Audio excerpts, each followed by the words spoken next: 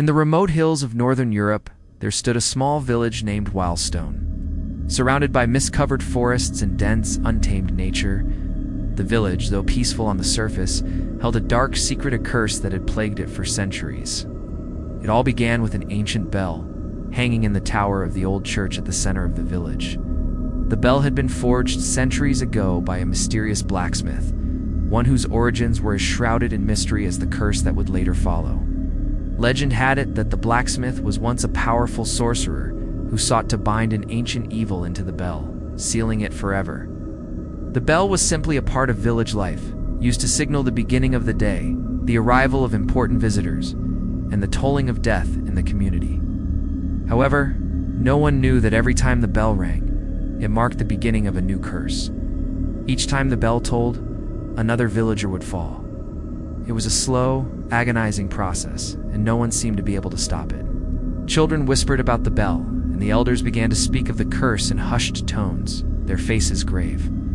But as the number of deaths grew, so did the villagers' fear. They locked their doors at night, they kept their children inside, and they prayed that the bell would never toll again. But it did, and it would continue to toll, taking more lives with each ringing. For each chime, a life in the village would be claimed. Slowly, over the years, one by one, the villagers began to die. But something went terribly wrong during the final casting.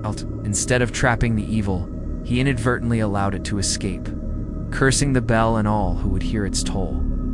For generations, the villagers lived in fear of the bell, but over time they forgot its true nature. The first death was that of old Agnes, the village midwife. One morning, as the bell rang at dawn, she fell to the floor of her cottage, clutching her chest. Her face was pale, and her breath came in short, shallow gasps. By the time the villagers reached her, it was too late. No one knew why she had died. There were no signs of illness, no obvious injuries. It was as if her life had been drained from her, as though some unseen force had taken her without a sound. And when the bell tolled again that evening, the villagers only grew more fearful. Months passed, and the deaths continued. As the years passed, the village of Wildstone grew quieter and quieter. Those who remained were paralyzed by fear, unsure of who would be next. Some believed that the bell was simply a symbol of death, but others knew better. She spoke to the elders, but their fear only grew stronger, and they refused to share any more details. The curse, they said, was too old, too powerful to be undone. But Alara was undeterred. She began her own research, combing through old books, journals, and documents stored in the village archives. It was there that she discovered something chilling, an ancient ritual that could, in theory, break the curse. But it would require a great sacrifice.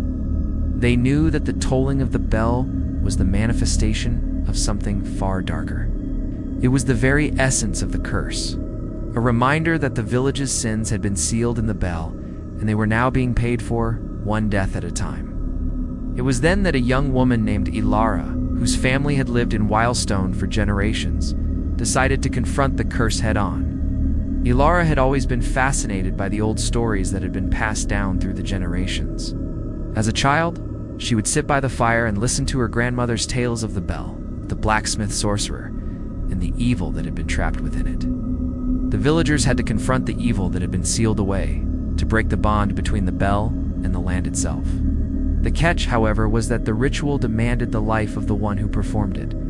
Alara knew what she had to do. She would risk everything, even her own life, to save her village from the curse that had haunted it for centuries. But as she grew older, Alara began to question these stories. Were they merely the fantasies of an old woman? Or was there some truth hidden beneath the surface? Driven by a need to protect the few remaining villagers and to find the source of the curse, Alara began to investigate the bell. The ritual involved calling upon the spirit of the blacksmith sorcerer whose soul was bound to the bell. Alara prepared for the ritual with a heavy heart. The villagers, though they had begun to lose hope, trusted her. Her voice echoed through the empty square, growing louder with each word. The wind picked up, howling through the trees, and the air grew thick with an oppressive force. The bell, once silent for weeks, began to ring on its own, its deep, resonant sound filling the night air. The villagers watched from their windows, terrified. knowing that this would be their last chance. She had grown up among them, and she had shown courage when others faltered. The air grew cold, and she could hear the faint whispers of the sorcerer warning her that there was no turning back. She pressed on, chanting the final words of the incantation, her hands trembling with fear and resolve.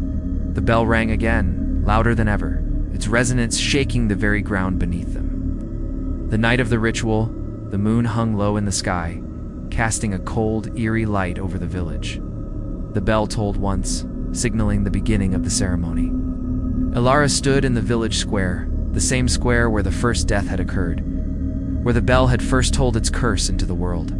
As she stood before the bell tower, Ilara spoke the incantation she had learned from the ancient texts. The sky darkened as the ritual reached its climax, and Ilara felt the presence of the blacksmith's spirit manifesting around her. Suddenly, the ground beneath her feet cracked open, and a dark, shadowy figure emerged from the depths of the earth. It was the blacksmith, no longer human, but a creature of pure darkness, bound to the bell for eternity. With a terrifying roar, the figure lunged at Ilara, its ethereal form clawing at the air around her. But Ilara stood firm, her eyes locked on the creature, her heart racing but resolute. In the final moments of the ritual, she raised her hand to the bell, calling upon the power within it to break the curse. The ground trembled violently, and with a deafening crack, the bell shattered into 1,000 pieces, releasing a burst of light so bright that it could be seen from the farthest corners of the village. When Ilara awoke, she was lying in the village square, the remnants of the shattered bell scattered around her. The creature was gone, vanquished by the power of the ritual. The rain of blood had stopped, and the land seemed to heal before their eyes. Crops began to bloom once again, and the sick were slowly restored to health. But despite the village's recovery, there was an undeniable sadness in the air. The cost of breaking the curse had been high, and Ilara's sacrifice had not been in vain, but the village would never be the same. The curse had been broken, but at a terrible cost. Ilara's body was weak, and she could feel the weight of the ritual on her soul. The land around her seemed to breathe a sigh of relief, as though the very earth itself had been freed from the dark grip that had held it for so long. As the first rays of dawn broke through the dark sky, the villagers slowly emerged from their homes, their eyes wide with disbelief. Ilara, though she had freed her people, would never return to the life she had once known. The curse had taken more than her strength, it had taken a part of her spirit, and she knew that the memories of what had happened would haunt her for the rest of her days. But for the first time in many years, the village of Wildstone was free. The curse had been lifted, but the echoes of the bell's toll would never truly fade from their hearts.